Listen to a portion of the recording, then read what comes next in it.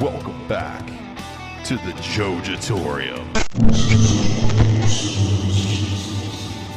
Once I think, remember too, whenever we found the German.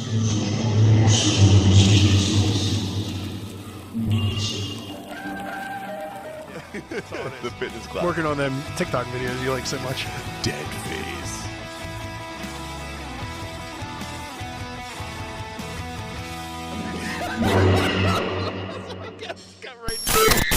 Welcome back to the Jojitorium. You know who it is. It's Adam. It's Matt. We're decaying with the boys. And guess who's back? Back again. Nacho's back. Tell a friend. Tell a friend now. Tell a friend. Tell a friend. Tell a friend. That's the best intro you're going to get from me. That's a hell of an intro. So, Seinfeld hooked you with being a show about nothing, so let the Jake and Dingus show dig deep into your ears with their podcast about nothing. These two hosts bring hilarious banter, great interviews, intriguing guests, and the right dosage of distraction from the craziness of your everyday. Jake and the Dingus can be found on Spotify, Anchor, YouTube, and Apple Podcasts. Give them a follow on Twitter and Instagram with @JakeDingusShow, but make sure you tell them that the boys sent you. Welcome back. Today is the day that we bring back one of our favorite guests. He's known to some as Jim Simmons. Who? To others as Bobbert Nacho. What? What about Mr. Nacho? What? Nacho average guy. What? But in the Jojitorium, we lovingly know him as Bobby Nacho! Woo! You have seen Mr. Nacho in multiple venues in several different positions, and he has taken a break from all of that to be here today with us for our spooktacular Halloween trick-or-treat candy in your asshole-orama. Yeah, my favorite position he's been in is doggy style. And he does it well. So, Nacho, it is great to have you here. I was so looking forward to this, and I'm glad that you've graced us with your presence because you've been doing some pretty big things. And as soon as I walked in, you almost threatened me with the amount of beer that you brought. I feel almost like I've been accosted with the amount of beer you've brought. Well, I mean, if you don't bring beer, what good are you? And for a podcast about combat and beer, I think you put those two things together and you brought us combat beers. We brought you combat beers. Yeah. So we have a lot to jump into, Nacho. We got a lot of things to catch up with you about. We have a lot of things to catch up in the sports world about. But like I said, you brought like a tank's fuel gauge worth of beer. So it is round one. You brought a lot of beer. Put it together, what we call it? Round one beers. Nacho, what are we drinking first? Well, let's start with Icy Light. Yes. Do it. Start light and go crazy after. Pittsburgh will be well represented today. Yeah, so Icy Light is the flagship beer of Pittsburgh. And that's just one of, I'm assuming, is going to be many. So Icy Light, of course, is one of the beers that you see at every Pirates, Penguins, Steelers, Pittsburgh Passion games, the Riverhounds. You see it everywhere. Dive bars, golf courses. Absolutely. It's always on special. It's always cold. It's always reliable. And it's always in my fridge. And Nacho, you've brought, I don't know, what, 40 of them? A lot of them. A lot of them. So, Nacho, you brought a bunch of beers from your new adventures, and that's why I want to catch up with you while we keep just slamming these things. So, the last time we checked in with you, you were over at Full Pint as the head brewer, but now you're one of the newest additions to Iron City. First off, congrats on this new position. Thank you. It's You crazy. look amazing, as always. And you're in this amazing Iron City jersey. Oh, man, isn't that awesome? Which we will take pictures of that because that's incredible. So, you know, I think you're one of the hottest free agents in craft beer in Pittsburgh, and I think you probably had a lot of suitors. But so, what made you choose Iron City? You know, it seemed like fit. They actually reached out to me and asked if I was interested. We had some discussions previously, and I couldn't leave Full Pint. I said, you know, I want to give, you know, a month's notice because I don't want to leave Full Pint and just leave them strapped. Right. You know, Dan and Carrie, they're my very, very good friends. I love them guys. Mm-hmm. Wish them nothing but the best. But it was something that I felt like was a good opportunity to take. And, I couldn't shortcut them on that notice. You're a man of honor. And so we'd like to have somebody start 2 weeks. We understand. And I'm like, if something happens later, get a hold of me. And they're like, well, maybe October, November, we might hire somebody. So I'm like, whatever. And I just kind of was moving on with my life. And then all of a sudden I get this email. They said, hey, we are ready to hire again, and we would like you to come aboard. And you can start whenever you want. Wow. I was like, well, okay. And I said, well, how about July 1st? And they're like, well, that's a Sunday, so how about July 2nd? Whatever it was. Actually, I think it was July 3rd, with July 4th being a holiday, so I'd work one day and I'd be off for the holiday. That's pretty nice. That's pretty Get crazy. a vacation day off the rip. So, I thought about it, and I'm like, it's something that I need to do for me. Again, I love the experience at Full Pint. I love Dan and Carrie. They're wonderful people. It was just perfect timing. I mean, the benefit plan that they gave me here is out of this world.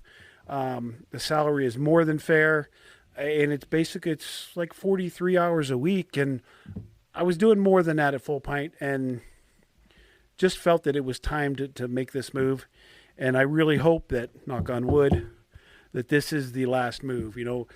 I can retire in 10 years. Maybe I can just, do this for the next 10 years and ride it out.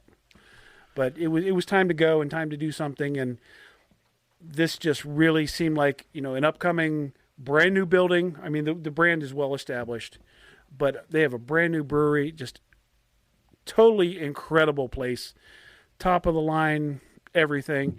And I'm like, this opportunity just won't come along again. Right. So I had to jump on it. Well, yeah, you're on top of the mountain now too, so Yeah, absolutely. You can rest comfortably, I think. Yeah, and I think too, and it does lead me to the next question here. I think that in any kind of profession, you got to pay your dues. You really got to work your way through a lot of things. And I have only known you for a short amount of time, which I wish I would have known you longer than I do, because you've been an awesome addition to my circle of friends, and it's actually heartwarming to call you my friend and you not tell me to go fuck myself. Oh, I'm blushing. Yeah. But in watching you go through the different, I'm going to call like your Taylor Swift eras, you did lay down some tracks at some different breweries that are still talked about today. So does Iron City, they reach out to you? Do they know of how renowned you are in the craft beer scene here? I don't know if that was really anything that went into it. I mean, they were looking for somebody with some experience. And I don't know. I mean, first of all, the brew crew that is there is phenomenal. Yeah. Tom Fitzgerald came from Stone Brewing, huge facility, makes great beer. Matt Gibb has been several different places in Pittsburgh, hell of a brewer. Rob Houston around here was at Brew Gentleman. He was down in Georgia before. Hell of a brewer. Liz, she's maybe everybody doesn't know who Liz is, but she's an engineer, but she's a chemical engineer, but she's been brewing there and she knows what the hell she's doing as well. So the team is really, really good. And I'm flattered to be involved with such a great organization. They have got their shit together. And I know Iron City had its ups and downs throughout the years, but man, the beer that we have now is way better than it's been in, I couldn't tell you how many years. But seeing that improvement made me say, hey, this is something I'm interested in doing. So I don't know if they came to me and said, well, we've heard of you or we know this or that. But I just think I had enough experience that I fit the bill. Right. And when they're, was the interview process, I'm sure is something that takes place in every, employment opportunity. What were some of the things that they put on the table for you, like the questions they would ask you? What, if you can give away those insider secrets? So a lot of it was, are you computer literate? Because 90% of what I do is on a computer now. Yeah. Everything is so controlled, and you really it's a lot of there's a lot of hands-on, but there's a lot of hands-off stuff. And sometimes you put on swing bends to decide where the beer is going to go, but 90% of it is hard piped. from the grains coming in, you don't touch the grains. I haven't touched. Well, no, I don't want to say it because we do add stuff into the mash, but I don't go home every day covered in dirt and yeast because it's all controlled on how it goes in, and it's very state of the art. So it's not the physical brewing that I've been doing over the last 5 years or so. Yeah. It's a totally different process. So it was really like, can you operate a computer? And we don't mean like using Word. And I'm like, oh yeah, I mean. Yeah. And the system is very intricate. I mean, there's a lot to it, and I only know a portion of it. I don't know the entire brewery yet, so I've only been there since July. But there's a lot that goes into it, and it's amazing. So knowing computers is 99.9. I mean, damn, maybe a monkey could do this, Maybe, but you're the monkey for the job. But I'm the damn chimpanzee. Yeah, I mean, I don't know if you've been there yet, Matt, but no, not yet. The new facility, like you just go in and it is a maze of just hard piped tanks, and it's like, holy crap! It's very overwhelming to look at. Very cool and beautiful, but like also like just knowing even at our level what we know about brewing, just being like, oh my gosh, how do you figure out where this beer is going to end up? It's nuts. It's like a Pittsburgh Wonka factory. Yeah, and that's something too. So we're making some jokes. You're at the top of the mountain. You're a big staple beer brand company, and you're pushing out great product. But Adam and I still got to see you at the North Hills Homebrew Fest. Like, you still connect with homebrewing. So how important is it that you continue to have your roots in Pittsburgh-based homebrew? I try to go to homebrew meetings. I try to hit one every few months. I don't hit them every month anymore, and shame on me. But without the homebrewers here, Trash and Trube, and even some of the guys from Boyz, I wouldn't be here. I mean, first of all, Justin Goodfellow got me into brewing, and then he got me into the homebrew club. And he sucks. We're not making this a Justin Goodfellow appreciation podcast. But without these homebrew clubs, I wouldn't have learned how to brew. I mean, I did some of it. I did some reading. I did some research. But damn, you can go to a meeting and say, "Hey, you brewed this. How did you do this? What did you do? Because mine sucked." And there's feedback from everybody, and that's something that to me is a big deal. You never want to forget where you came from. We just went to Fermata last weekend. I was going to bring it up if you didn't. We went to Fermata last weekend because he brewed a beer with the homebrewers for their event next week. Yeah. That's really cool. And I always want to keep giving back, because if I can teach somebody something, or I can lend any input, then it's a big deal, because I'm giving back because they gave so much to me. Yeah. And so with that being said, do you think you'd ever return to one of the homebrew fest scenes, or maybe a competition? Will we see another Four Horsemen brew? Will we? So actually, I think it was yesterday or the day before was the anniversary of us brewing the Four Horsemen. When we did the one at Couch. Yeah, when we did the one at Couch. Was that Bash at the... Oh, no, that was the Four Horsemen. That was the Four Horsemen, right. yeah. That maple stout. Yeah. It was so good. Sweet potato pie. Yeah, the sweet potato pie, maple, honey stout. It was everything. Yeah. So good. So I really doubt that, I mean, unless we do it on a homebrew level, I really doubt that we ever do it again. All of the Four Horsemen grew. Well, I mean, it's half of us went pro, and Justin Goodfellow went to a big brewery, and Nacho went to a gigantic brewery.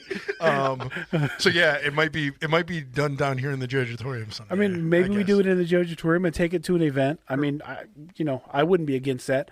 Or maybe we can do it. I can say it. Justin's been on here for them. Yellow Bridge. Maybe there's something in the future there. I'm willing to do it wherever we need to. We should do it at Iron City. Let's brew 500 barrels of it and see where it goes. They can't stop us, right? But we have a really cool 10-barrel pilot system. I thought you were going to say we have a really strong security system.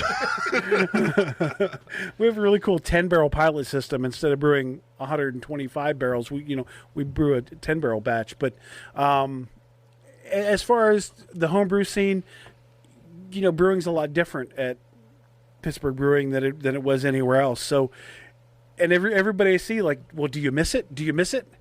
And so far, I'm like, no, I don't miss it. I go home, my back doesn't hurt, my knee isn't swollen. I feel physically, I feel the best I felt in years. But I'm gonna miss that. So there's gonna be some homebrew stuff and maybe some events. I probably pick and choose.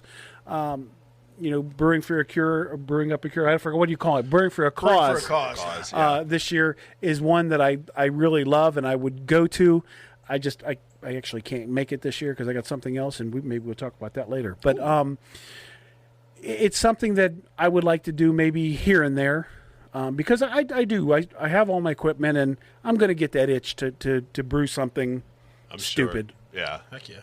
Well, yeah, and to steal something from a good friend of both of ours, Pete Pierdes, Nacho is the Rocky of Pittsburgh homebrewing because he went, like he said, from homebrewing Nacho Average Brew 5-6 years ago. 5 years ago. Through every place he's gone to, and is now, like we said, at the top of the mountain. So it's king of the mountain Nacho in 5 years. So it's possible. It's a cool story. And not only that, but he's at the top of the mountain, and he's still coming.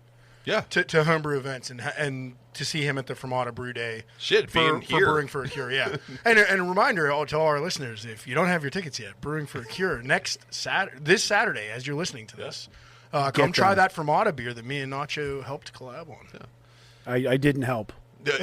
I did not help. He supervised. I wore a shirt that said "Shit Show Supervisor," and I sat back and I drank. And my actual post was, "I'm not here to help. I'm here to support." I went in there and got that chi, and I got out of there. It was a good day. We did a light English porter, so come on out and try it. And Fermata has fantastic beers. Yeah, they crush. They've been featured. Yeah, we got unofficially sponsored by them because Adam came back with a pallet of beer. Yeah. So we've just been continually featuring them, and every beer we crack, I'm like, there's no way this one's better than the last one, and everyone's that practice amazing. Beer, I could drink all day, every day.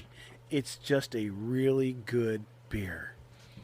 And not that there's mean people in the Pittsburgh brew scene. No. Some of the nicest people. Yeah. Oh, yeah. Very, very nice. So, and that leads me to the last question I have for you in regards to this, because I do appreciate you coming back and trying to lift up other brewers.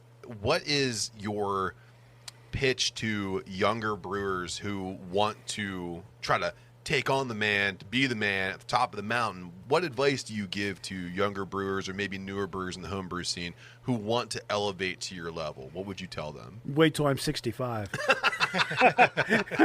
Now, man, for me, it's been all about timing for me. Every single job I got was just perfect timing. I'll never say that I was the best brewer, that I was the most popular brewer, that I was any better than anybody else. I was just always seemed to be in the right place at the right time. And I think if you're genuine and you work hard and you show that you want to learn, the sky's the limit. I mean, I've been doing this for 5 years. So I started homebrewing when I was 46 years old. I got my first job right before I turned 50. I'm 55. I've run the gamut, smallest brewery to the biggest brewery in Pittsburgh. And it's really crazy, but I think it was just right place, right time, and showing that you're interested, you want to learn, that you're hardworking. You don't have to be a rock star, I mean, do things that are good. Yeah. I mean, it's just, I don't know. I'm not one ever to really brag on myself because I don't think there's anything to brag about. I've just been in the right place at the right time. And that's what I think a lot of people appreciate about Nacho the most. Humble in the victories, humble in the defeats, always willing to be a team player. But too bad he's undefeated.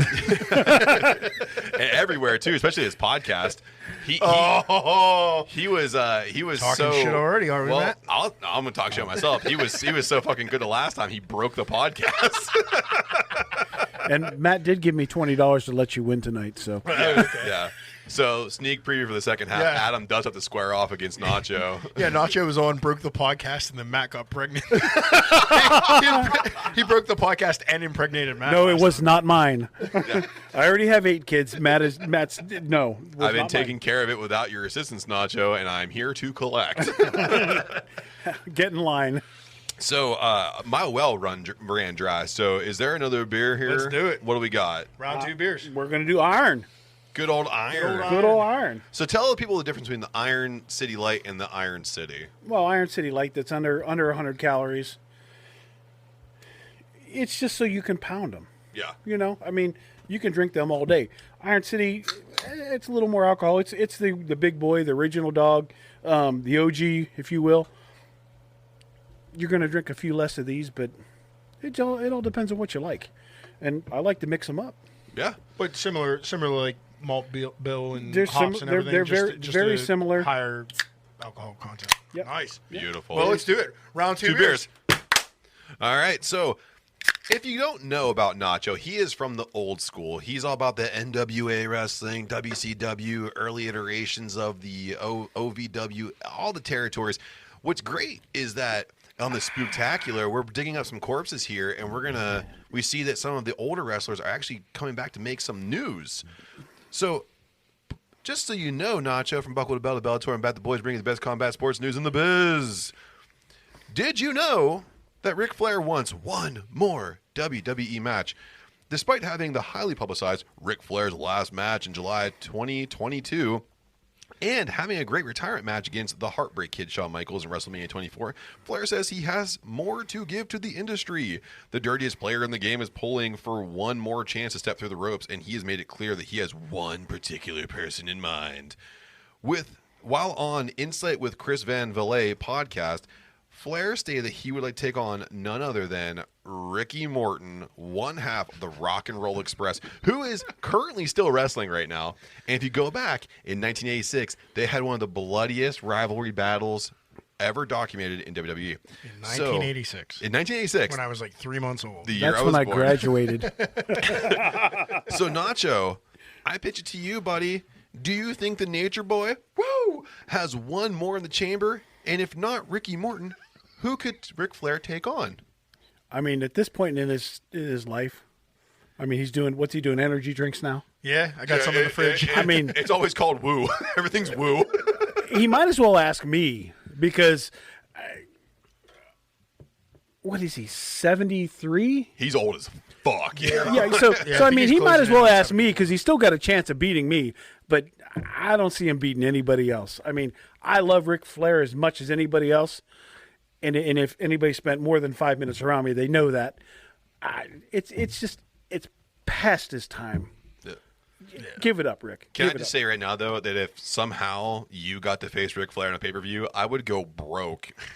I would do multiple rentals to get like I'd reconstruct the igloo and put all the monitors around, and I would just broadcast that big free admission. Just come watch this shit. No, we're going to it live. You kidding? You're going to be in my corner. What are you talking about? I'm super kicking the fuck out of him, dude. I love you. Just bang.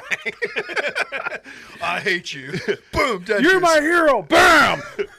Adam, what say you? Do you think Flair's got one more in the chamber? No, absolutely not. That well is dried up like his nuts. No, those nuts runneth over. That's probably true. But yeah, I think the only question, if it was the battle of the Rickies, is how many tennis balls are they putting on their walkers to get to the ring? I know. Like, both men are done. I mean, Ricky Morton. I have seen Ricky Morton still. Yeah, he goes, quote unquote, go like. Yeah. He can make it to the ring. Ric Flair almost blacked out in his last match. He actually did. Yeah, twice. So it's been documented. Maybe that's a sign. El Idolo had to come over and revive him twice. Right. And all I can say about Ric Flair is, just don't make fun of time. Yeah. Maybe they could get a deal done with the Pens, so they're not making a mess on the stage. Yeah.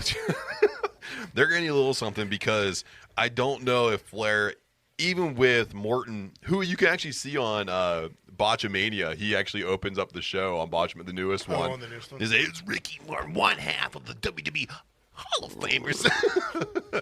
So I don't think Rick really has it in him anymore. And if he goes out there and does it, I don't know if it's going to go well for him. It's definitely not going to be in the WWE. No, either. it can't be. Well, they're not putting up with that headache. I think the only thing that he's going to have left to do in WWE is whenever Charlotte Flair breaks his all-time record, and he can come down and congratulate her. I think that's probably all he's going to be able to do. Should better hurry up. Yeah, I know, right? Because he hasn't slowed down drinking. I'll tell you that. He's not. He increased it. So speaking of icons, Sting has announced that he is heading towards his retirement. The Stinger made his announcement in front of a live crowd at AEW's Dynamite. Sting is aiming for Revolution in 2024 for his farewell match, and opponents are currently not known at this time. Spanning from the Davy Crockett promotion to NWA, WCW, WWE, and now AEW, the man known as Sting reinvented his character by taking pages out of iconic movie characters such as The Crow, Point Break, The Joker, so on and so forth. Do you guys have a favorite Stinger moment?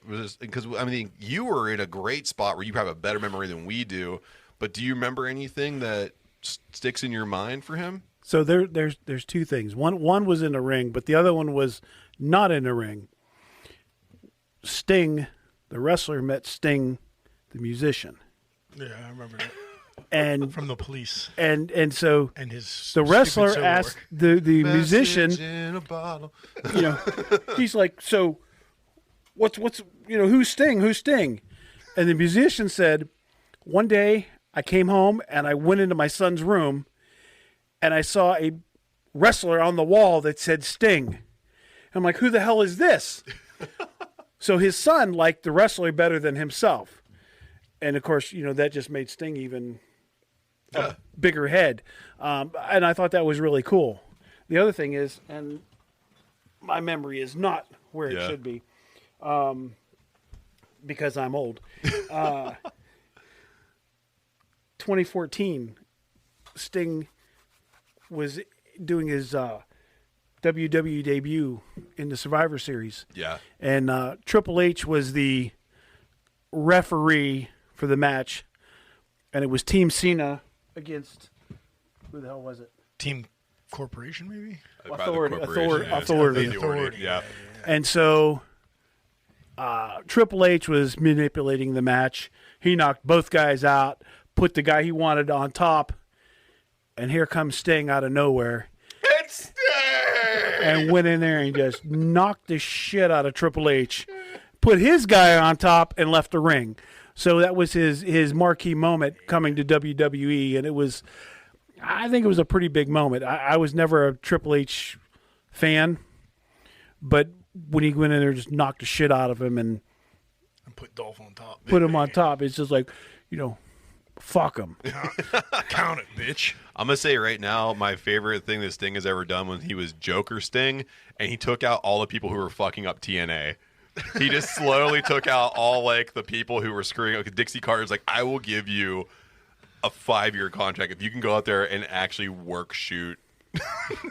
Bye Hulk Hogan. Bye Eric Bischoff. Bye Jeff Hardy. Just crush them. Round 3. Yeah. Ooh, round 3. Round 3. Round 3. What are we drinking here? Old German. Oh, I love Old German. These are pounders, so. Man, you really killed that Iron City Heavy quick. Yeah, dude, this is. and I had a half of an Iron City sitting here already, so. This is what happens when you invite one of Nacho's favorite. The main brewers from. All right, well, I just chugged that one. Okay, so chug. Do you got a favorite Stinger moment for I do. So my favorite iteration of him was definitely Surfer Sting, Point Break Sting. Like him and the Ultimate Warrior is what got me into wrestling as a kid. So he's my favorite wrestler back then. Now I'm ready for him to retire, but anyway.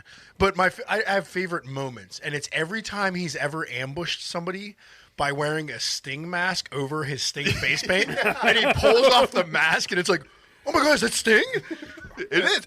It's Sting! I just think it's something that's so... Like, I have Sting tropes that I really love, and that's one of my favorite ones, and my other one is that he kept trusting Ric Flair for some reason. He kept going into tag matches with him, and they're like, "Oh no, Ric Flair turned heel on him again." I can't believe. Imagine that. Okay, another one real quick. Whenever Sting carried Jeff Hardy through the TNA title match, But you mean just planting him and then hard way pinning him? Yeah, because he came out lit up on anything. everything. Yeah. So, real quick here, Nacho, I know this isn't your lane, buddy, but Old German is premium lager. I love it, man. So, are you familiar with the Paul brothers, Logan, Jake Paul? I am. Okay, so did you also know that Logan Paul took on Dylan Dennis in a boxing match? Yes. Did you also know that Dylan Dennis can't fucking box?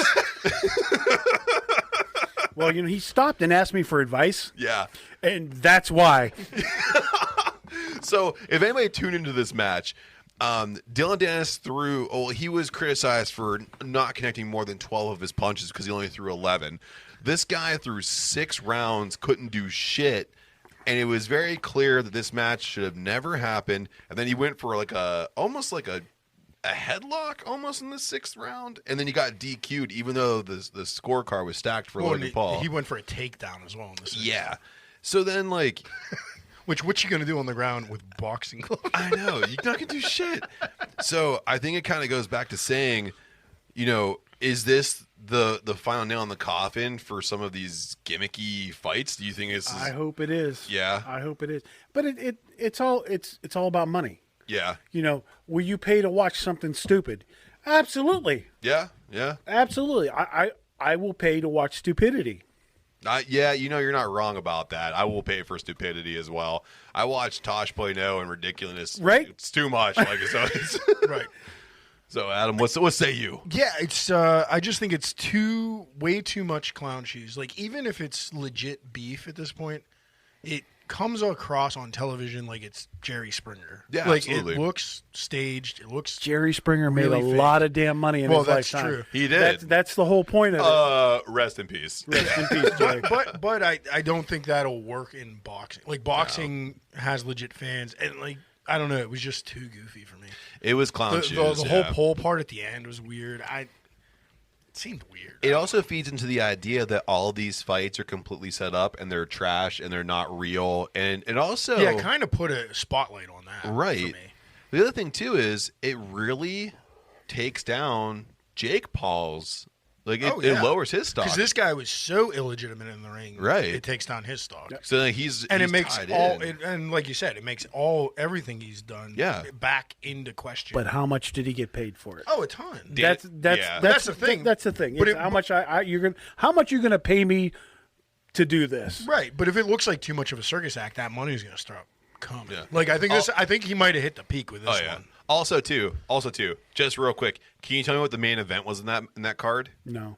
Wait, they weren't the main event? What was the main event? It wasn't them. I thought it was. No, it wasn't. Who was it? Was it Fury KOS? KSI. Fury and KSI. I don't know his name. I just know he's a YouTuber. So not only I knew that was the only other match. Yeah. That was the only other match I watched. So. Not only did that fight come to be a complete diaper full of soft baby shit, it ended up taking over and eclipsing what ended up being a pretty okay match between KSI and Fury. Who won that one? Because I didn't get to watch it. Fury took that one. Thank goodness. He completely outclassed KSI. But even though he did that, and for everybody listening, not Tyson Fury. It's his brother. It's his brother. Yeah. But people are still clamoring about that too. Mike Fury. Yeah. Michael Fury. Michael. So we are going to go into one of our favorite segments. That's messed up. Nacho, this is one of our favorite segments here. It's called Going Over or Jobbing. This is where we take backstage rumors across all different fight promotions. MMA, boxing, pro wrestling, hockey. It doesn't matter. As long as there's fighting and people going at it, we are going to put it in here. We have yet to have a pornography one, yo. So I'm looking. I'm always looking for one. However, so going over, it means it's the truth. Jobbing means it's bullshit. So I pitch this to you guys. Canelo Alvarez will box Conor McGregor, Jake Paul, or Kamaru Usman sometime in the next year. Just note, too, that McGregor has traded barbs over X, feeling that his fight against Floyd Mayweather was better than the attempt from Alvarez. Jake Paul continues to make fake fight posters with Alvarez's image, and Usman has tried to goad Alvarez into a match while Alvarez prepped for and successfully defended his belt against Jermell Charlo, a formidable boxer. So do you think that you'd ever see Canelo strap his gloves up and go in with any three of these guys? No. Are you saying ever, or you're saying this year? In this year. Like No. in 2024. In 2024, yeah. No, No, job. not Okay. having a job. So it's jobbing. Maybe once he's like done with his actual boxing career, because I would hate to see it, because Alvarez is actually like my favorite. He's boxer crushing it right currently, now. Yeah. So I'd rather him not get into some circus fight. I would agree I could with see that. him like near retirement or post retirement doing it, but Yep. not now. But the money's on the table right now, which is why I think That's fine. might I mean, entice him. he'll knock out any of those three. I don't care. Usman might give him a run, I don't think so, because those MMA guys come over and think they can do it. but he has more kickboxing too. That So is that might true. give him some. That is But true. I think Fuck what McGregor said. That fight. Oh yeah, because McGregor said something along the lines of like "you're unseasoned chicken" or some shit.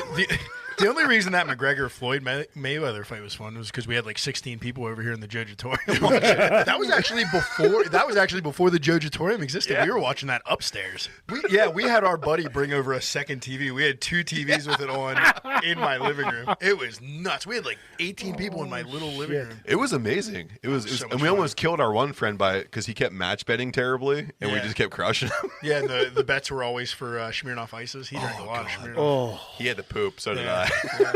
We brewed 2 beers for that. Oh, it was a great night. It was a great It was night. a terrible fight. But speaking of good fights, there's a rumor that Roman Reigns versus Cody Rhodes will in fact headline WrestleMania 40. Is this going over or is this jobbing? first of all, there's a cigar company called American Rebel Cigars that makes a Cody cigar, Sponsor us. and they are and We so need to do round 2 cigars next week. so I know a guy. I know a guy. You know a guy? I know a guy. Oh, I mean, he's part of the company, so Okay. I know a guy. we have connections now. Yeah, Pittsburgh Cigar Club. There's a guy. new sponsor. So let's They're not paying us anything, but they're sponsoring. we'll get you in all we with them. So yeah, I mean, I love the Cody cigar. Yeah, it might happen. It might happen. Yeah. Adam, what say you? I think it's going over.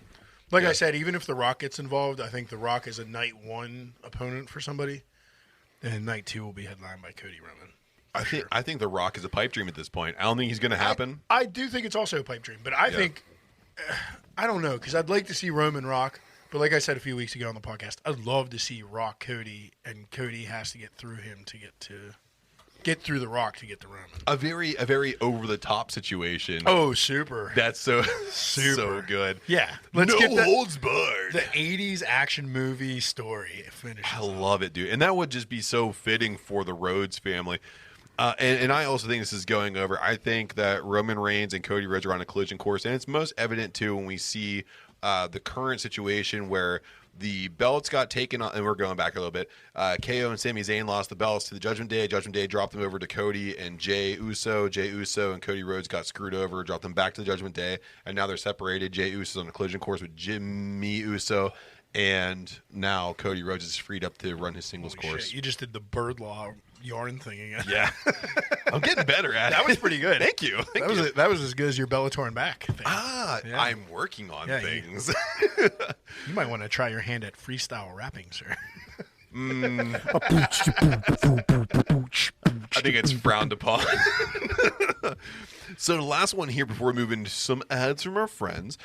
With Showtime and HBO dropping all their interest in boxing and MMA, Amazon Prime will become the new home for premier WBC-focused boxing matches and the hot-to-trot Pro Fighter League that's attracting more talent by the day. Is this going over or is this jobbing? This is going over.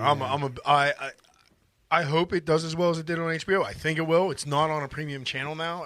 I believe if you have Amazon Prime, you've got it now. So that's going to put more eyes on the product. There's more money backing. There's more money in Amazon than both of those other companies. Like this is going to be 100%. huge. You're going to bring more legit names to PFL through this. I think too. Yeah. So totally going over. Nacho, what say you? I saw this meme today, and it's got a lot to do with Amazon, and it's about football, and it's got Sunday Night Football with the most beautiful woman you've ever seen, and Monday Night Football with even a more gorgeous woman, and then it's got Amazon Prime with the Thursday night game, and I'm not going to go into any descriptions about the girl, but you get where it's going, Yeah. okay? She looked like Jeff Bezos. And so Jeffrey Bezos. she looks like Jeffrey Bezos' shoe. He wears a nice loafer. I think they really have to pick up their production. Their standards are very low. Their quality is very low. It'll probably happen, but God, it's not going to be very good. It's just going to be. It's going to be a shit show. Yeah, I think, and I'm kind of agreeing with the both of you. I'm kind of in the middle here because there's going to be some growing pains with the promotion because Showtime and HBO had all those years to kind of formulate how they were going to view the boxing MMA matches. But I think what we're losing sight of, though, is that Amazon has way deeper pockets than either one of those promotions. Even though HBO had a lot of money and we saw them bring a lot of like feature television to us, Amazon, Jeffrey Bezos makes $1 billion. I think it's like every so many weeks, $1 billion is revenue. So even if he wanted to personally fund it, and I do know that granted, he's a fucking trillionaire, so he gets to do whatever he wants. He's practicing jiu-jitsu and stuff. He's no Tom Hardy, but I think if he wants to like personally fund it, he's going to be able to get the sharpest minds in production to come in. And I think the first couple are going to be shit, and I think after that, solid, baby. Well, to piggyback on what Nacho said about their football not being up to par with the other networks. With this one, though, it's not on. And like NFL is still on all these other networks. Yeah. Here, you're bringing boxing. You're bringing PFL. So you're going to get their broadcasting, their editing, their production right to Amazon. If you want them, will Amazon do that? That's my thing. Because they can afford them, so they should do it. And then you got the best minds to set it up. Again, even if you move it and like you get the best people on it, still probably growing pains for a little bit. But I think in the overall, it's going to bring more eyes onto the sport. Mm-hmm. Amazon pulled the NFL from the NFL Network, which is a task in itself. And so they should have had all these resources, and it's to me, it's unwatchable. Let's put it in Toy Story bedroom. Right, and so they did. Who did the fucking toy? Maybe it was Nickelodeon. Okay, yeah. So that was done much better. Yeah, it was really done well. I watched maybe 10 minutes. Can someone fucking slime Matt Canada? It would be my pleasure. Yeah, so I mean, I think with anything, you're gonna have growing pains. I think you're gonna see a lot of more eyes on the product. But like you said, I think it's kind of landing between the two of you guys. Yeah, I'm excited to save money. Is my big thing. Exactly. Yeah, so you're getting Dollar General boxing. I mean, HBO. That's where I buy my lube from. Did some damn good production on the box. Yeah, I mean that's a hard pill to swallow when you've got to follow that. The fight, you're going to have the same boxers in there, but you're right. The production probably will have growing. It might hopefully just growing pains and not complete. And that's what I hope. And I mean, I keep hoping they get better with their NFL stuff, but damn, they just haven't. And it's not like they're in their second game. So I worry about that because I think boxing is already taking a big hit. People maybe don't like the violence or whatever reason you don't like boxing. Grow up. But in the reality of it, boxing, I mean, when I grew up in the 70s and the 80s, boxing was on every Saturday night. Yeah. I mean, Sugar Ray, Boom Boom Mancini, Muhammad Ali, all these guys I watched all the time, and it was a big deal. Then came Mike Tyson, and it was even a bigger deal. Tyson was huge. And Tyson was a huge crazy. Break. He broke into pop culture so quickly because he gave zero shits during his interviews. The way he addressed reporters, his opponents. I'm going to eat you. Yeah. It's like, I'm going to bang you till you love me, and then he said a really bad word. The biggest word. The biggest word. The big one. So, you know who doesn't say big words, though, Adam? Our sponsors. We don't have sponsors. God damn it. Maybe just our friends sponsors. then? Our great friends like Jake and the Dingus? Yes. Our great friends like Jake and the Dingus, or Fuck My Work Life Podcast, or Keeping Up with the Wilsons, or the Cult-Worthy Podcast, and all the ones of Justin Henson and everyone else. So you're going to hear from our friends. You support them, you support us. When you support us, we do some pretty cool stuff like talking to Mr. Bobbert Nacho. We're going to see you on the other side.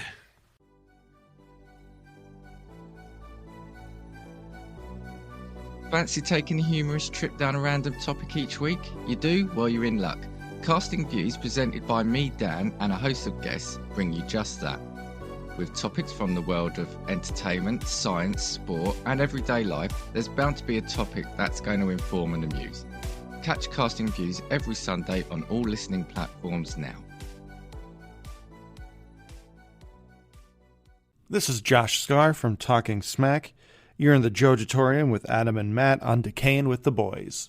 Welcome back. Hopefully you heard something that you like, because when you support our friends and you support us, and when you support us, we do some pretty cool stuff. Like Round 4! Round 4 beers! What are we drinking? We are drinking the Turner's Tea Beer. Oh, the nefarious Turner's Tea Beer. Very polarizing stuff. Very much. Very much so. A lot of Yinzers love it. Some Yinzers don't. Let's see what we think. Most people don't understand it. They want it to be a Mike's Hard Lemonade or something like that. You people suck. It's a Radler. It's half tea, half Iron City, just like the Yinzers have drank it for 35, 40, 50 years. It's a little bit of tea. It's a little bit of beer. It's nothing else. Don't make it to be something that it's not. So in all fairness, not my favorite from Iron City or Pittsburgh Brewing, because I'm not a big iced tea fan. Right. Yeah, neither am I. Yeah. And it, like you said, Radler, very iced tea prominent. But I've never had it out of a can this cold, I don't think. And it tastes much better. I like it. You know what it tastes like? Like a slow, steep black tea. Yeah. Right? Yeah. And I've actually had it on draft, and they pour it over ice. Yes. Very Like an ice- smart. and it's really good that way. Yeah. Very cold. Yeah. And it's better on a hot day for me. It's not my go-to beer. Oh, I'm hot right now. It's not terrible. Hot and ready. But if it's hot and the beer is really cold, I don't have a problem drinking Yeah. a can here and there. You know, Yeah. It's just something different. It's and fun. It's homage to the Yinzer, Absolutely. It sure is. and Yeah. that's what it's all about. It is Pittsburgh all over. and for- if you don't like it, it's okay. Yeah. But it's not for you. Then it's for the Yinzer, No, and it's definitely selling. So it's for some people. it's a Pittsburgh beer. It's a Yinzer beer.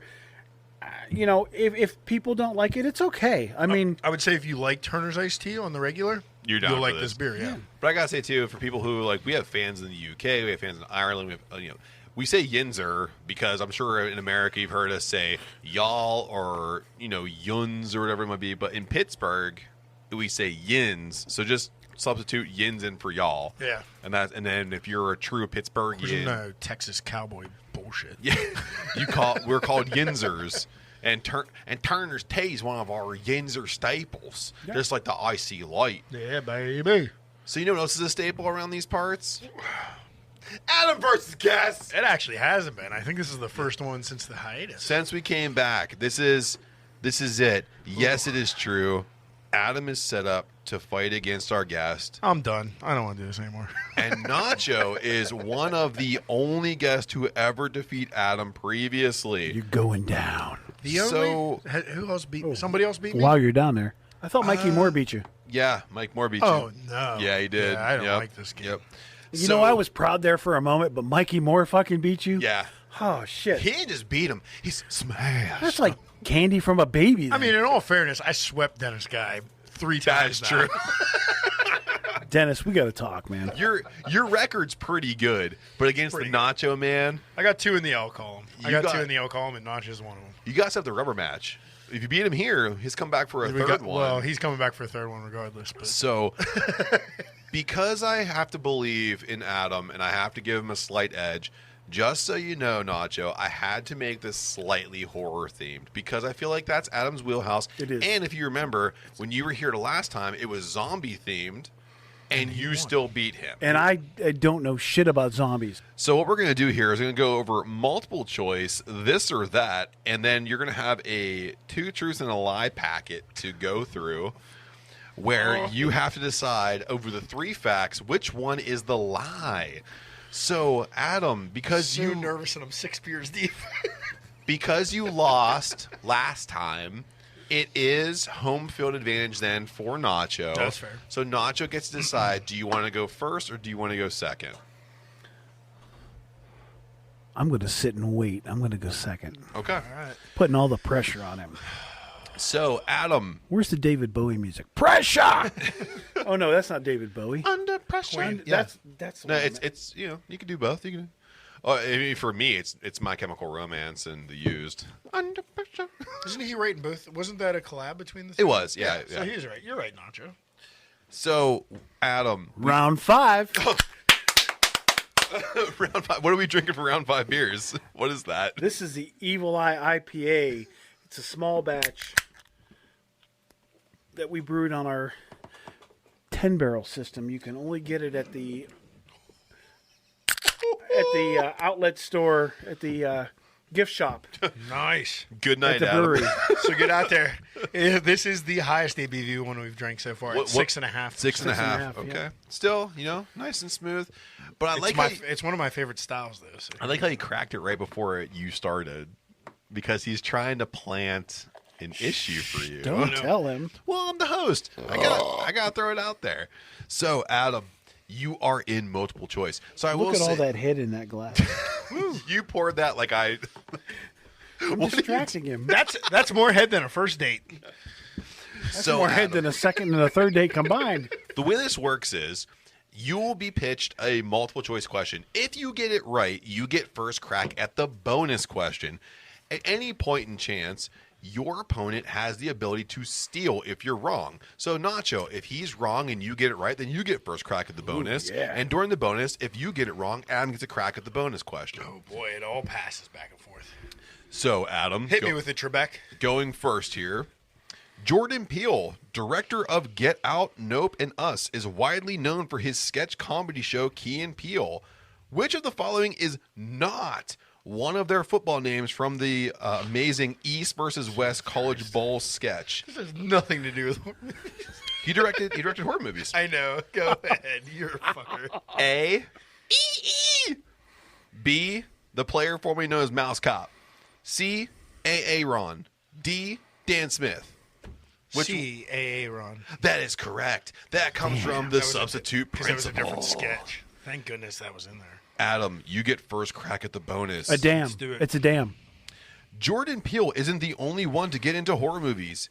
Keegan-Michael Key also started a 2013 horror comedy with Rob Corddry and Leslie Bibb. Is it A, Stay Out of the Woods, B, The Night is Just Too Dark, C, Hell Baby, D, It's Coming For Ya? Damn it. I've seen it, and I don't. I'm going to go with The Night is Too Dark. Incorrect. Nacho, chance to steal. The bonus question is here. Keegan-Michael Key started in a 2013 horror comedy with Rob Corddry and Leslie Bibb. Stay Out of the Woods, Hell Baby, or It's Coming For You? It's coming for you.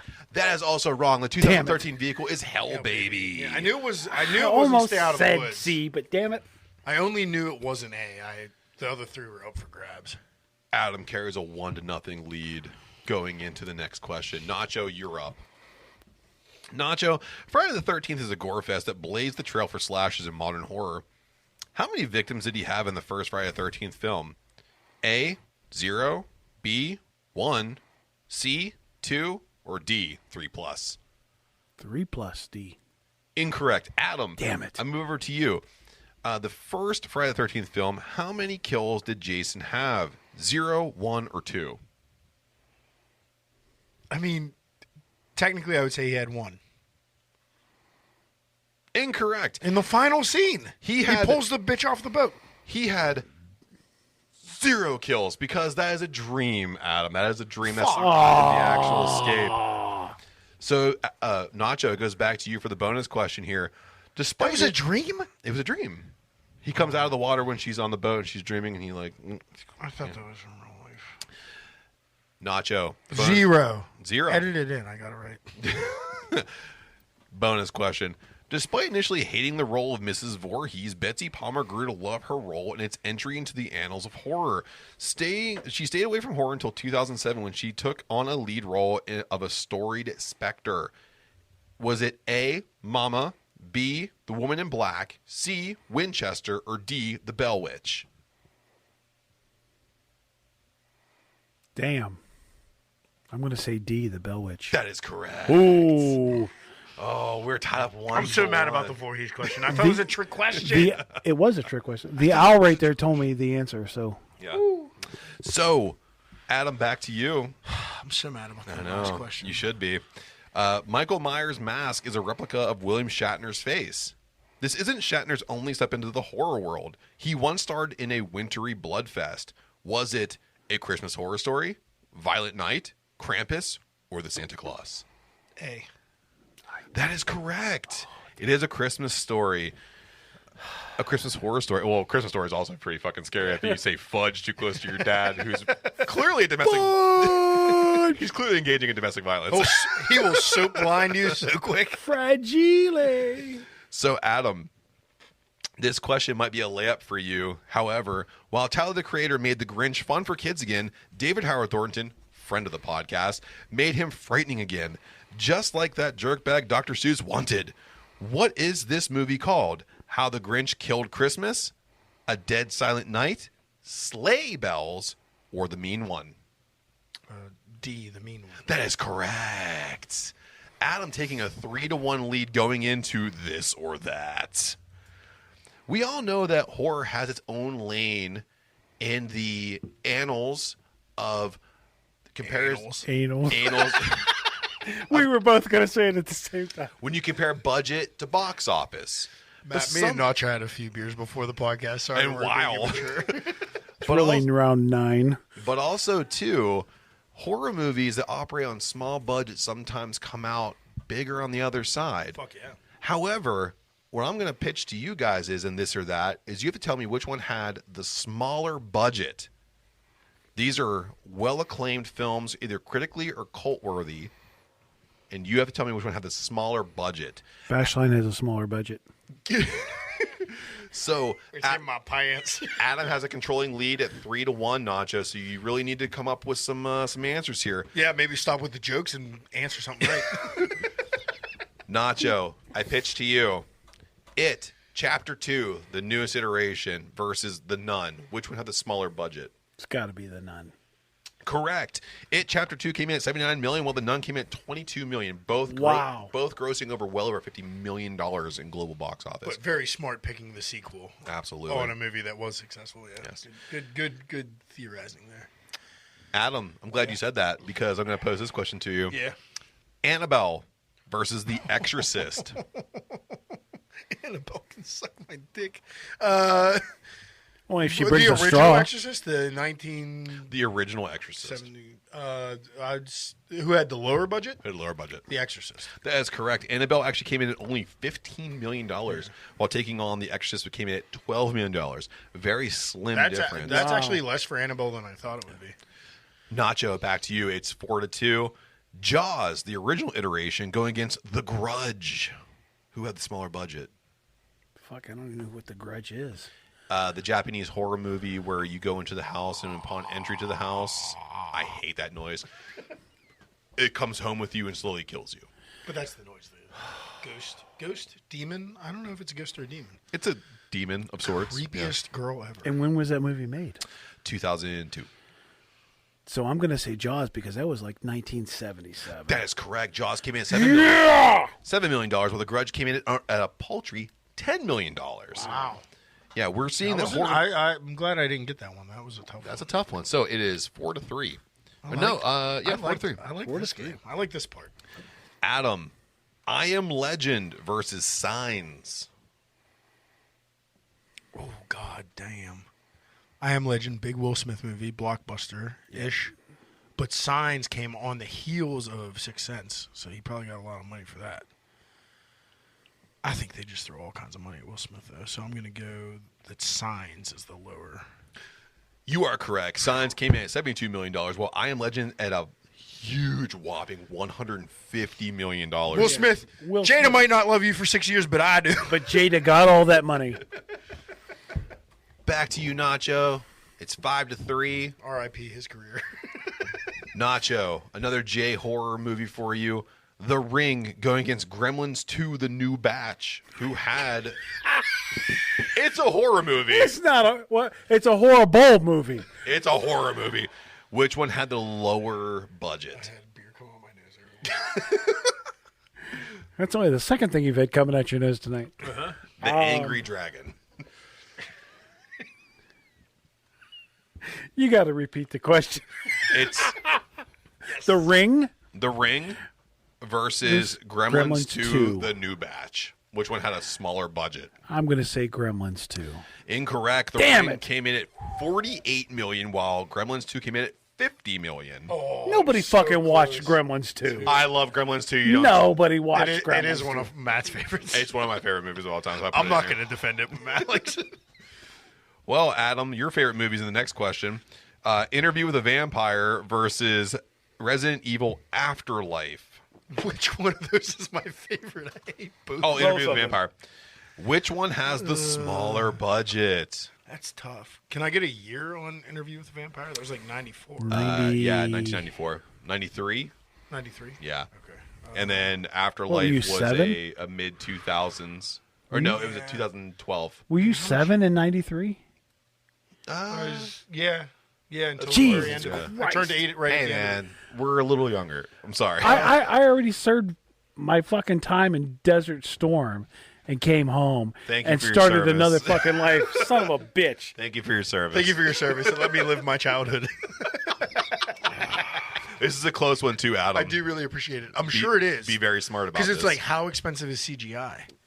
kind of Because expensive. you got to pay Tom Cruise. A good But CGI is pretty expensive. Yeah, but it wasn't good CGI, so I'm going to Interview with a Vampire.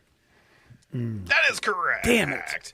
Interview the Vampire comes in at $59 million, while Resident Evil Afterlife comes in at $60 million. Wow. What a great guess. So it's 6-3. Nacho, we're looking at Prometheus versus World War Z. Oh, fuck. Good luck. Sorry, Nacho, you got this one. Prometheus is a continuation of the Ridley Scott era of Aliens before Alien Covenant came out, and World War Z was the Brad Pitt-focused vehicle that branched off the Max Brooks book, World War Z, which is a Great book. New York bestseller. Yeah. Yeah, great fucking book. Terrible fucking movie. Yeah. Read the book. But definitely, these are probably the two highest budgets we've had in the game so These far. two are really. I will say these are two of the highest Probably budget. the highest budgets for horror movies. Very close. Very Very close. close. Yeah. So I'm going to say Prometheus was the lower. That is correct. Prometheus coming in $130 million. Wow. World War Z Good is job, at Nacho. $190 million. It's because of the locations. They shot in Jordan. They shot in a couple of different places. So, Adam, to wrap it up here, it is 6-4, I believe. I bet you're giving me super low budget ones. Adam, End of Days, starring Arnold Schwarzenegger, going against Alien Covenant, which brought everyone back to one of the alien planets. We saw chest bursters and people getting completely destroyed by plants. Which one had the lower budget? And Tumas. It's not Toma. It's not the Tuma. Arnold's lower. Incorrect. No. Fuck. Arnold costs money, man. End of Days is $100 million, while Alien Covenant is a $97 What year million. was End of Days? 1999. Oh, that's later than I thought it was. Yeah. That's where I got fucked. So it is 6-4. We are moving into. I let you gain some ground there at the end. God You didn't damn let it. me. You didn't let me. No, I mean, No, you fucked up. I fucked up. Fucked up again. Fucked up again. This- What horror movie is that from, Matt? Oh, he's quizzing this. Bubba, you coon shit. You fucked up again. Fucked up again. Fucked up Oh, again. that's Friday the 13th part. It's Sex or the Saw. The Saw, well, the sex, nobody really knows, but the Saw is family. Well, That's that's Texas Chainsaw That's Massacre. Texas Chainsaw Massacre 3, I think. The Saw's the law.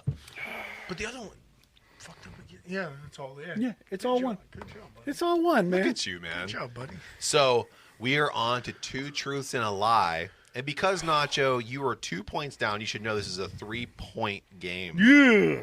Because there are 3 questions, 3 points.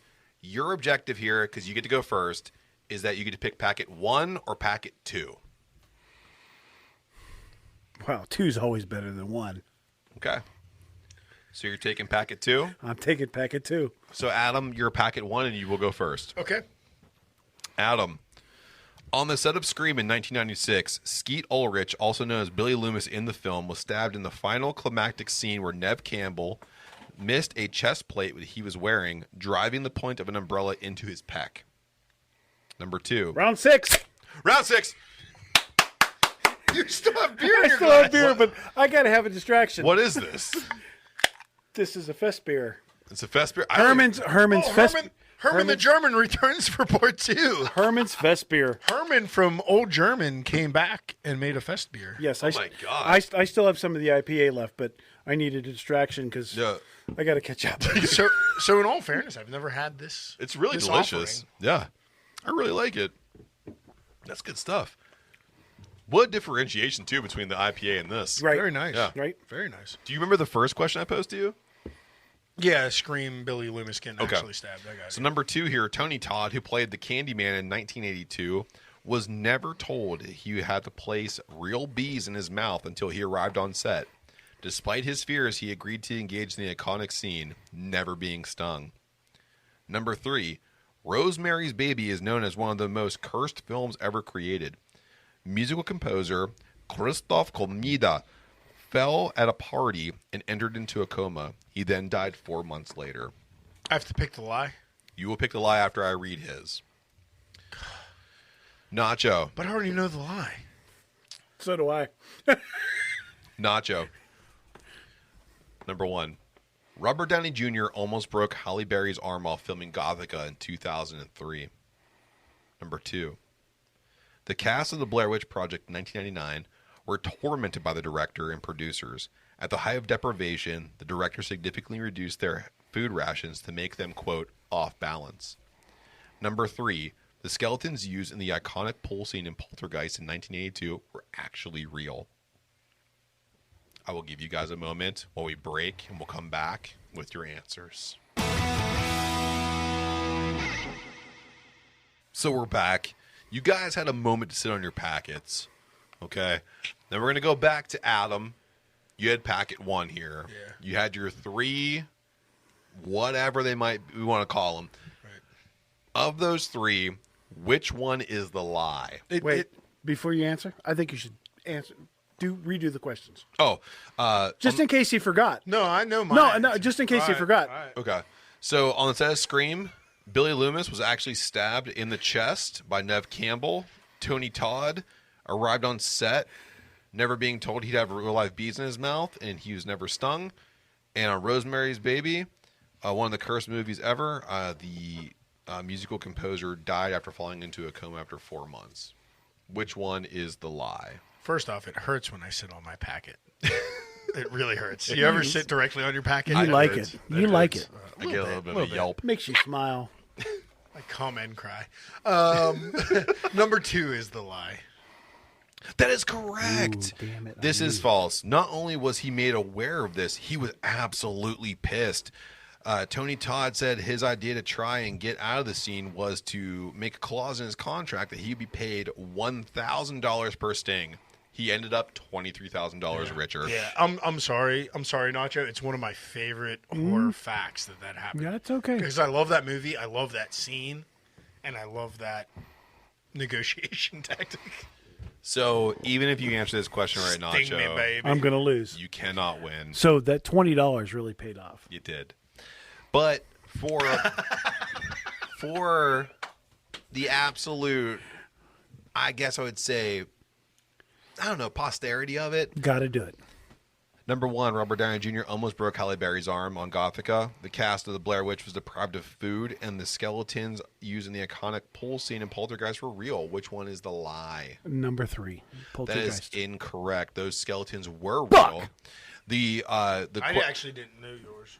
Number 1, Robert Downey Jr. actually did break Halle Berry's arm, grabbing it improperly during a scene in the institution that was featured heavily in Gothica. This led to their well-documented heat and Berry's lack of desire to ever work with Iron Man ever again. Oh, shit. I did not know that. And That's then- a great fucking And then movie, she by sued him, and she got boobs. Yeah, welcome to Swordfish. Oh, yeah. Yeah. They did look good in Swordfish. They did. So, Adam, you've avenged John yourself. Travolta didn't. No, he didn't. He looked terrible. He looked like he was in Face Off, but didn't get the... Yeah. Didn't get the face all the way off.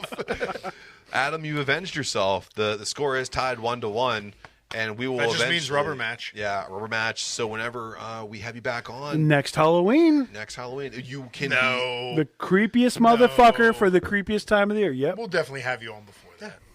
And then again for Halloween. Yes. I like Halloween. Whenever you have a back stock of beer, you got to get rid of. Dude, I always have a back stock of beer. Anytime you want to drink Pittsburgh Brewing, you just yell. I will say the Herman Fest beer, is that also available in the gift shop? Until it's gone, and Yeah. I don't know how much is left. Very but good. It is their Oktoberfest lager, so it is seasonal. Yeah. But Yeah, it's very delicious. good pretty beer. good. It's really good. So, Adam, because you are the victor, we will move into your favorite segment of our podcast. Questions from the internet. Questions from Is the this where I have to internet. take my pants off? Yes. Yes, that's also my favorite Yes. segment. So this is for you guys. You know, you guys are contestants. This is for you guys. I'm just going to read the questions off.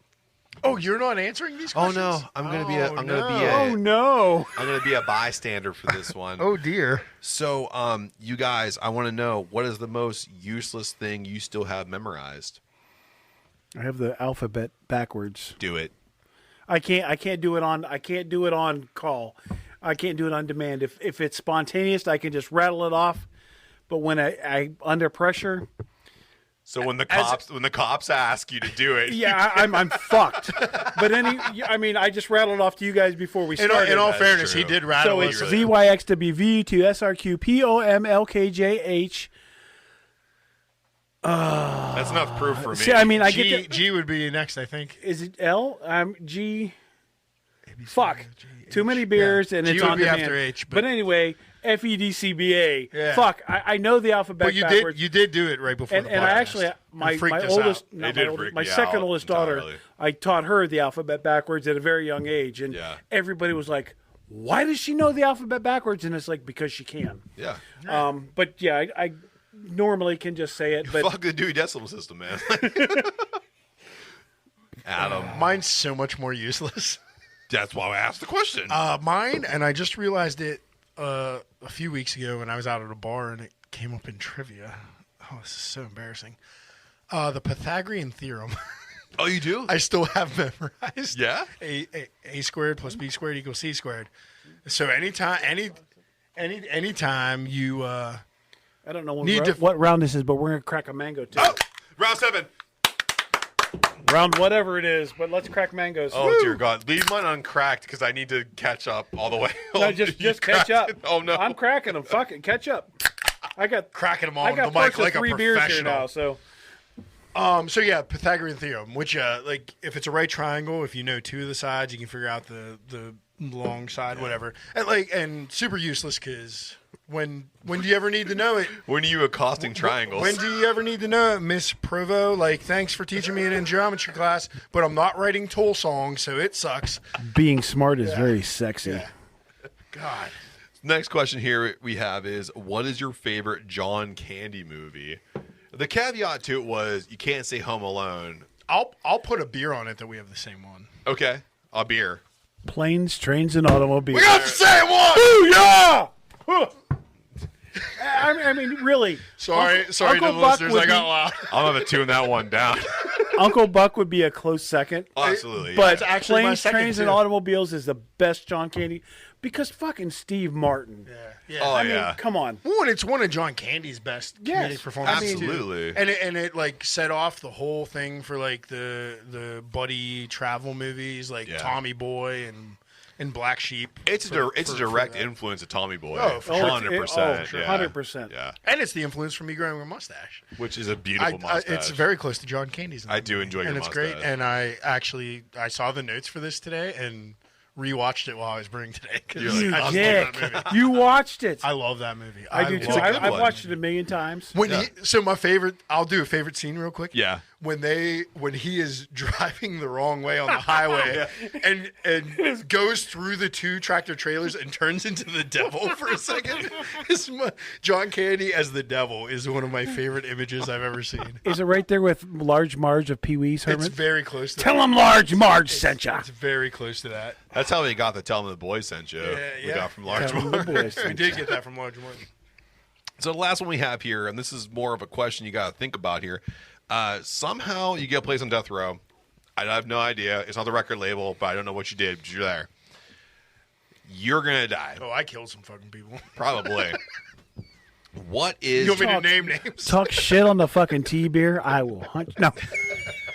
What is your last meal? What would you ask the chef du jour to cook up for you? I want a Wagyu tomahawk. I want the biggest fucking lobster tail you've ever seen. A twice baked potato. I want Brussels sprouts sauteed with bacon. And I need the biggest freaking piece of yellow cake with chocolate icing for my dessert.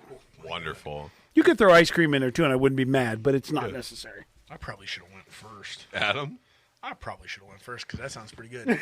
I want a dozen Insurrection wings, probably the Aleworks Devil Sauce, depending on what their special of the week was. But that's a constant, so I'll take that. I want a burrito from Blue Sparrow, and I want the ramen sandwich from Bridge City Brinery. It's amazing. I think he's trying to get fucking sponsors here. Sponsorship. But also my favorite shit in Pittsburgh. Yeah. But he's not lying. They're all good. And then I'm going to wash it all down with, I'm going to request a whole sixtel of Icy Light Mango. Yeah! To wash it down. So, Mango. yeah, man. This Send me out. This is the one I want to answer. I was gonna throw answer, it to you. yeah. I'm not letting you not go Yeah. away. And it would also like, what's your favorite John Candy movie? If it's not, Oh, the John one- Candy. Easily, it's Uncle Buck, 1,000%. Okay, that was our number 2. And Summer Rental. was our number 2. Summer Rental was good. Really good. Summer Rental's good, but it's the scene with the steak that Yeah. gets it for me. Wait. but Yeah. it pales in comparison. What's to the it. worst John Candy movie? Oh, easily Home Alone. Fuck that movie. Canadian Bacon. Oh, no, Can't Make It So Good. No, Canadian Bacon. That's the worst. See, I would almost say Summer Rental is the worst. Nah, well, there we Canadian go. Bacon. To me, Canadian Bacon. That's why we're on a podcast together. So for my final meal, and and I got to throw it out to one of my coworkers. I posed that question to him, and I had a version of his answer, but his answer is better. So I'm going to give his as if it would be mine too.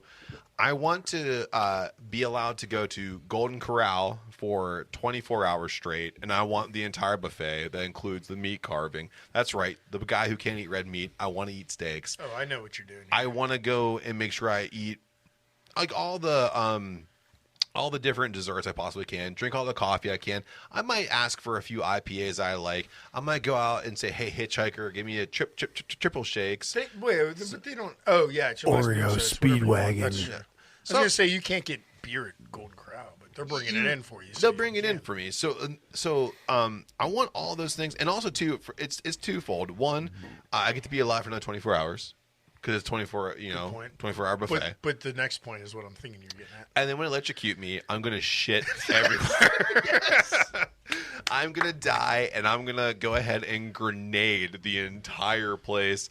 Which, shocker, would have been a way better movie in 1989 if he would have just shit everywhere. So Because that's it did happen. You know it happened. Oh yeah, exactly. Because when you die, you shit your pants. I want to make sure I am loaded up with the worst grade C food I could possibly put in my body. Well, then why didn't you didn't go to Taco Bell? No. Because at Taco Bell, I can order a couple things. At Golden Corral, I don't stop.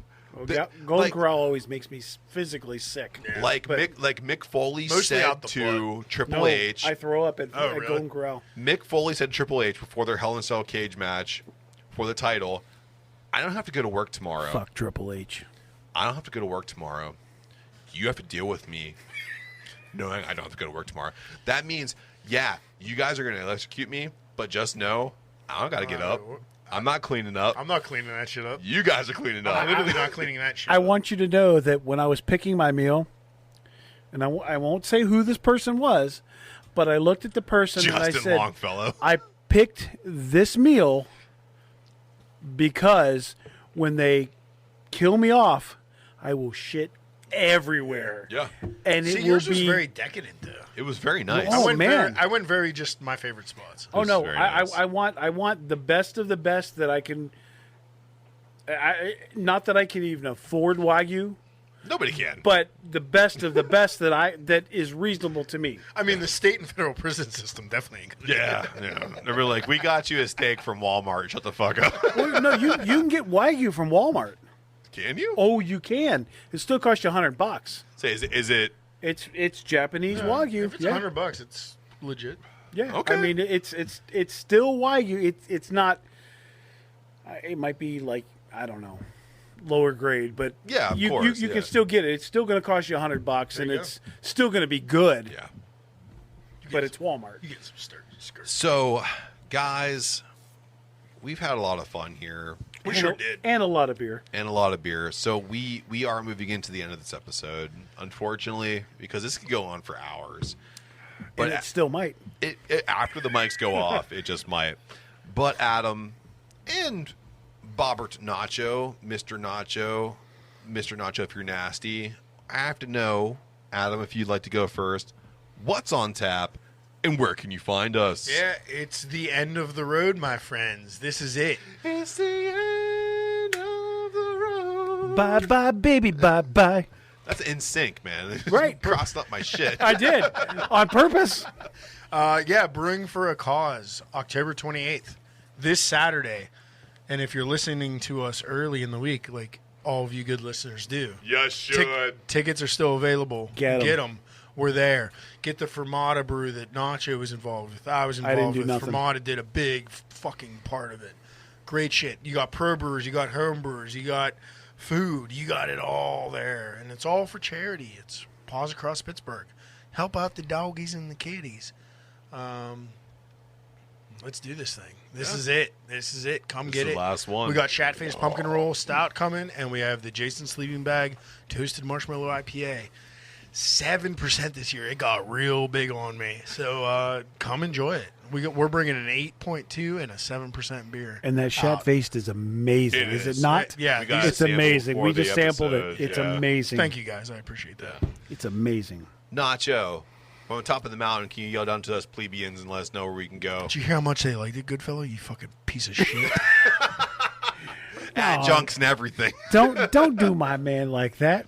Where can they find you, Nacho? So I'm just here, Facebook, Instagram, TikTok. Are you on TikTok? I'm on TikTok. There's just some fucking wormholes that you go down and you can't get out of. Yeah. But man, there's some really good quality shit on TikTok. There's some really bad stuff, and you just got to weigh it out. But I'm on all the social medias. I'm on Twitter. I'm always talking Pirates baseball on Twitter. But man, just whatever you like, go and do it. Enjoy yourself. Have fun. Be real, man. That's the biggest thing is be real. Don't be full of anything. Be kind. Have good friends. Have a good time. Listen to that, because that man is genuine when he says that. He lives that. Absolutely. He lives that. So do it. And if you know what's going on, the boys down here in Jojitorium, we are at DWTB on all social media, Facebook, Instagram, X, Threads, TikTok, I think I got a YouTube. stiffy over that. Shit. We are on everything that begins with social, ends with media. And don't forget about our podcast. You can subscribe to us on not only Spotify and Apple Podcasts, we're also on Amazon Podcasts as of this podcast today. Surprise, motherfucker. I got us on Amazon. Good job, Matt. So you can go ahead and find us over there, too. And we're always there on YouTube, even without the video. Remember Will Ferrell in Anchorman where he had the stiffy? Yeah. That's me right now. So, down here in the Jojitorium where we're drinking several beers. with Pittsburgh Brewing Company in the house. I only have 1.5 left. Pittsburgh Brewing Company's premier brewer. Until next time, cheers. Cheers. Mango is the best. Mango. When I was like, didn't realize he had the power. Did you see? I finished this small batch and like looked at him and was like, catch up. He was like, yo. And then he was like, oh fuck you. Yeah. I taunted the devil and the devil won.